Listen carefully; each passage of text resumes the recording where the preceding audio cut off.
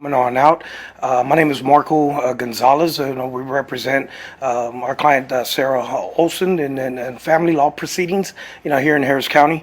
And so got a chance to speak with my client Sarah maybe a couple of hours ago at around 5 o'clock this afternoon, and so these I jotted down some things that she wanted me to say on her behalf. So first of all, she really wants to make sure that her utmost priority is to make sure that justice is done for her baby Samuel. Okay, and she also doesn't want people to forget, his name. Obviously, there's a tragedy that's happened, and she's hurting very deeply, right now. And right now, she just wants to see her baby. She has not, seen the baby as of yet, so there hasn't been any identification, done by, my client Sarah, on Samuel as of yet. She's with her family, and she's waiting for any detectives, to give her a call so she can do the identification process. So right now, she doesn't want to speak with anybody in the media until she sees, this child first. Because obviously there's still a glimmer of hope that because it hasn't been 100% identified, that there's a glimmer, small, albeit small, trying to be realistic, as well, but that it might not be, Samuel. So since she hasn't had a chance to identify, the child yet, so she doesn't, she's still coping and trying to get all this information and process it, her way right now until, she feels that she can gather the strength in order to speak with y'all. Now, also, she feels she's glad, that the girlfriend Theresa is in custody, because she feels that, obviously she played a part in it, especially with, the set of facts that were coming out, or the stories, that were made up a few days ago as to this made-up officer. And we all know that is what's going on, that Theresa is in custody. But she also strongly believes that Dalton, the child's father, should also be in custody, because she feels that 100% that they both, have something to do, with this. So she's hoping, and praying that he also will be taken into custody, so that justice can be done for Samuel. And to reiterate what I just said, that she feels that if Samuel is deceased, as this is her child after the identification process, that she feels 100% of the blame is on both, Dalton, and Theresa in this situation.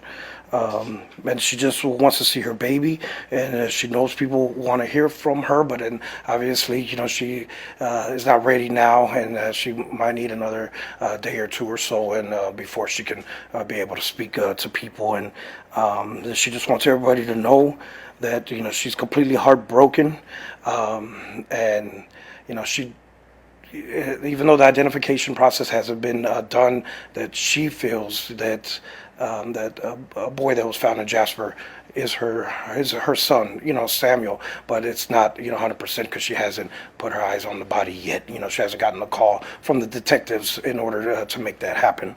And she just wants everybody to please keep her son Samuel in their prayers. So those are those are her words that she wanted me to relay. So.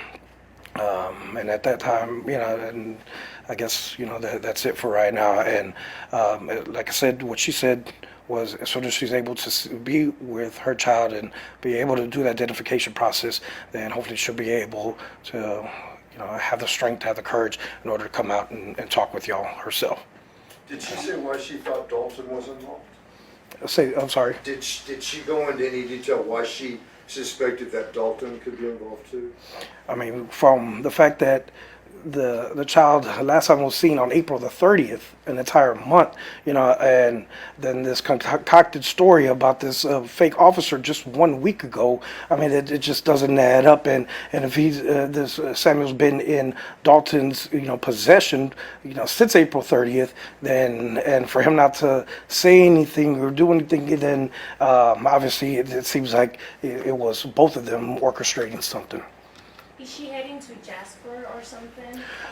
No, she's not, because she's waiting for the phone call from detectives in order to do the identification process. So she said that nobody has asked her to go to Jasper, or so that right now there's really, I guess, no need for her to go to Jasper right now until, she's asked the detectives, ask her, to go. So she's taking calls from the detectives. She's not really taking calls from anybody else. She's taking, calls from us, but that's it. She's trying to work with the investigators, the detectives, and, she's taking our calls, because she wants, her voice to go through us right now. To your knowledge, Dalton is not in custody, correct? To my knowledge, no. But that's something that she feels should happen. Can you kind of explain what she was talking about when she was referring to Tanya, the grandmother, Dalton's mother? She doesn't think that she was involved?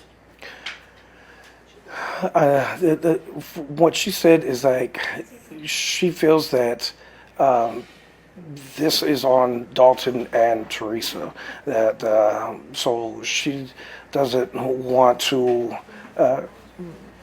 Her feelings are that the paternal grandmother, right now, she doesn't feel that she's involved. But when the facts come out, through the investigation and everything, maybe that changes. But in her heart of hearts, she feels that it's on just those two.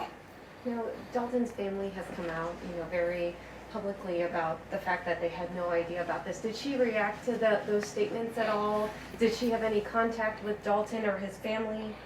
No, but she obviously, reacted to the thought of, the story about that she went with some unknown person dressed up as a police officer in order to obtain custody from Theresa. She couldn't believe that story.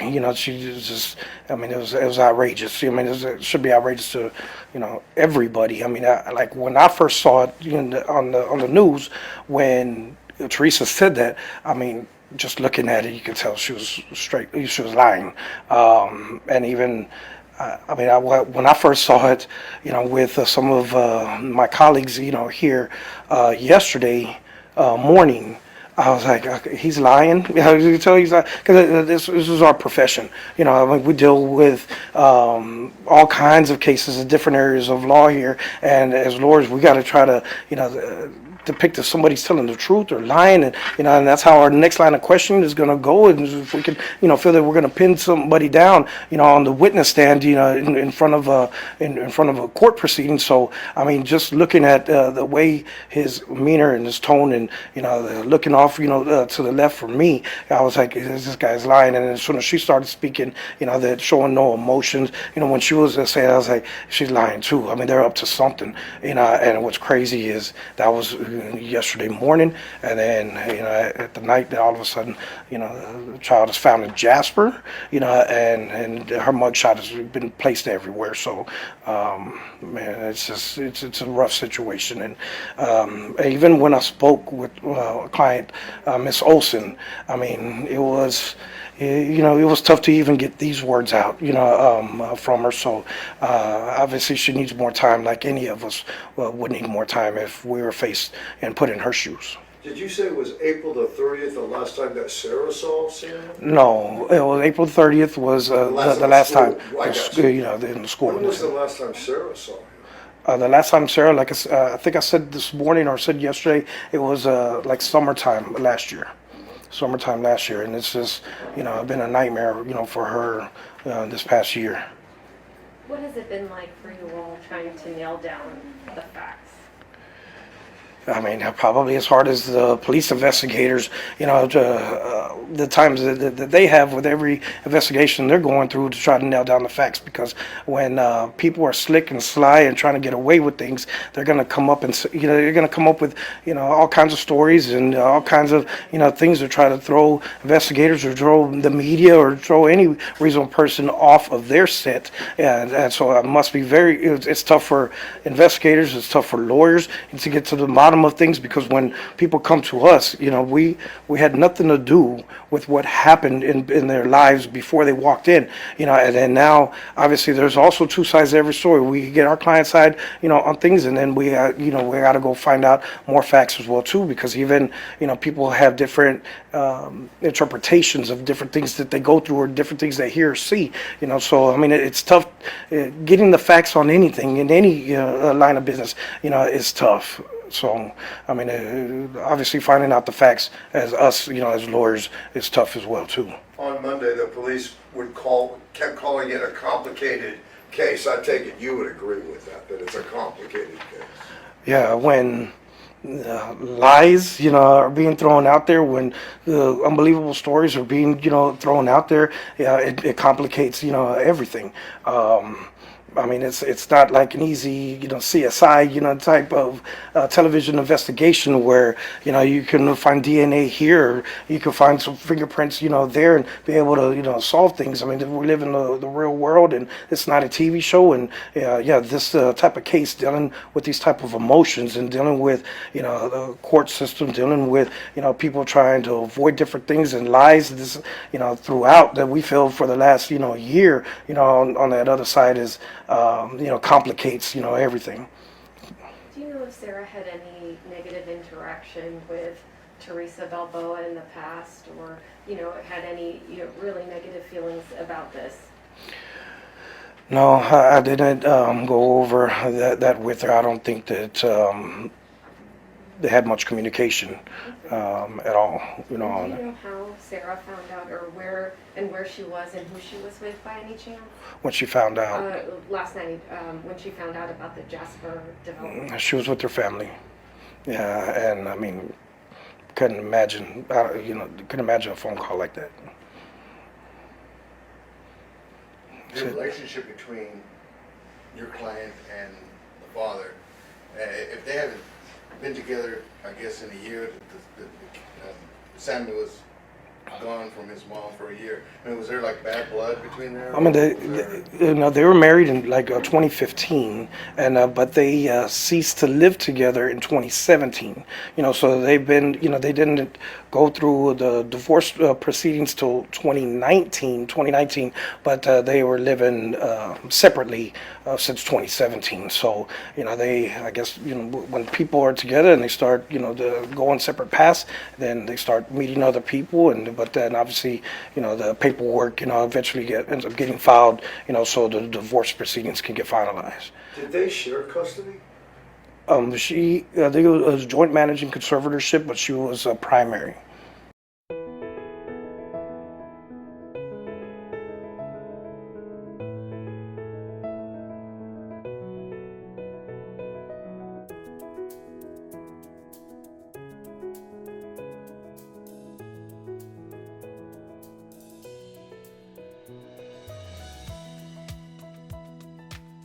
Details tonight in the events leading up to the death of Samuel Olson. New court documents reveal that he'd been dead 2 weeks before he was reported missing. KPRC West Harris County tonight, where she's been going over that paperwork. So Courtney, what else are you learning tonight? Chris, a Jasper County judge arraigned Theresa Balboa this morning. She was denied bond. The judge told me that she showed no emotion, but she did say she understood the charges against her. Meanwhile, we are learning what happened in the hours that led up to this fatal death of this child as we learn more about the area that he used to play in. I love you, bye-bye. He was a bubbly boy who never made it to his 6th birthday. And according to court documents, this woman, It was more of a he said, she said. Theresa Balboa, had something to do with it. A woman who at first told police she had seen Samuel as late as last week. But a neighbor who lived across the street from Samuel's father and who was a teacher at Samuel's school told police something different. Since the school wasn't open, my sister called the principal and was like, hey, when was this little boy last at school? Which was, I guess, the April 30th. And after further investigation, police found out more. According to court documents, on May 10th, Balboa told her roommate, Benjamin Rivera, who she lived with in this Webster apartment, that Samuel was dead. Rivera went inside the apartment and saw his corpse on the bed. There was bruising on his body. The document went on to reveal that Rivera stated that he and Balboa placed Samuel's corpse in a bathtub where he remained for 2 days. Rivera told investigators he purchased duct tape in a plastic tote on May 13th from Walmart, eventually driving the body to a storage unit in Webster. According to these documents, Balboa then called another friend who helped remove Samuel's body from Webster to this motel in Jasper, where police later found his body. According to investigators, he was wrapped in plastic bags and secured with duct tape inside a tote bag. Theresa Balboa is right now in the Jasper County Jail. She will eventually be transferred back here to Houston. She's facing a charge of tampering with evidence, but those charges could be upped. We are live in Northwest Harris County. Courtney Zabowski, KPRC 2 News. So upsetting, Courtney.